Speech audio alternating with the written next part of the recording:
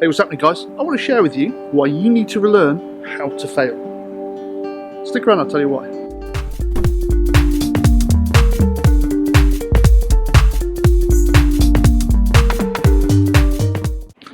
So many people in life treat failure as a bad thing, and I personally think that that is absolutely rubbish. I think we have to fail in order for us to actually learn new things. I also believe that we forget the skill of failing quite early in life. The skill of failing, here you say? Yeah. We forget the skill of failing. Let me explain. When a small child is learning to walk, they don't just fall and then give up. They use those falls or failures as lessons. They're constantly learning and figuring out what works and what doesn't. They're figuring out how to balance, how to move their legs, building the muscles they will use, and they're learning which way to lean. And there's so many other things. I think we forget this, and sometimes in life we can find success in things too quickly and too easily. And that's honestly because we live in a world of abundance. A really good example of this is pre-grated cheese. I mean, we know it doesn't taste as nice as it should, and yet it's more expensive and we all buy it. It's a bit like going from crawling to running because you saw a video on how to run. You could end up missing out on the walking bit, and then when you enter an area where you're not allowed to run and you have to walk, we don't know how. And then you end up getting thrown out the swimming pool because you just kept running. I mean, okay, that is a really bad analogy. However, I'm sure you understand my meaning. And we miss steps which were meant to teach us things. One of those things is to fail. When we go from crawling to walking, we fall over and we learn. When we go from walking to running, we fall over and we learn. You mean you see the pattern? I'd also like to suggest that failing is part of human psychological defence mechanism, and here's why. We need to work out what works for us, what doesn't. We also need to find out and test what we're made of, and if we have the strength to carry on down the path that we've chosen, or even if it's the right path that we've chosen. You ask anyone who you deem as being successful if they've ever failed on the journey that they've taken to get where they are now. Because I'm pretty sure that they will say yes. There will also be the people who embrace failure as part of the journey. They will understand the benefits of it and the lessons that it's taught them.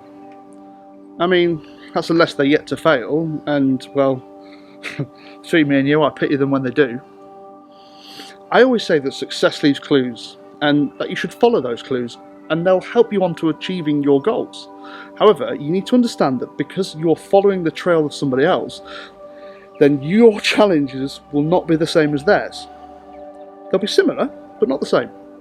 Just like everyone's DNA is slightly different, so is everyone's journey. This is the reason that there are so many self-help books out there, and also why there are so many coaches, because everyone's journeys are different. Also because we forget that we need to fail. And when a self-help book says something like, "A guaranteed way to make £10 million appear in your bank account," we can follow the instructions to the letter. But then when we fail, we lose faith in the book. We say, well, that was rubbish, and move on to the next book, and the next, and the next. And then we end up saying, all self-help books are rubbish. All because we've forgotten the skill of failing. So here's the thing. If you think that you're going to go through life and never fail because you are awesome, then I'm sorry to say this, my friend, you're in for a hell of a shock. Failure can go one of two ways. You can either embrace it, learn from it, and move on, or you can let it define you and stop you from becoming who you want to be. Also, you must remember that failures come in all shapes and sizes. It could be a job, a diet, or love, or a race, or a physical loss, or a competition, or a conversation. The list of things you can fail at is endless, and they're all something to embrace. To fail is to learn, and to learn is to have the opportunity to put it right. That's how we build such incredible foundations.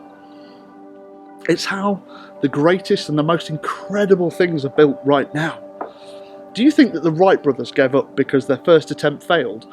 Or do we have companies now that thrive on the Wright brothers' lessons from failure? Also, do you think that Alexander Bell gave up when he first thought about the creation of the telephone? Or do 80% of the world's have phones in their pockets because of the lessons learned from failing? The point is, failing is part of the process, and we should learn to embrace it for what it is. The only way you really fail is if you don't learn. And after all, the acronym of the word fail is first attempt in learning. So I say to you, be daring, be you, be all you can be. Be the person who fails often and embraces the lessons that it gives to you, because that, ladies and gentlemen, is the mindset peacocking way.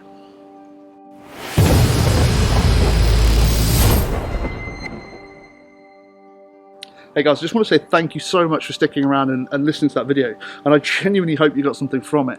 As always, if you would like to like, comment and share, that would be incredible.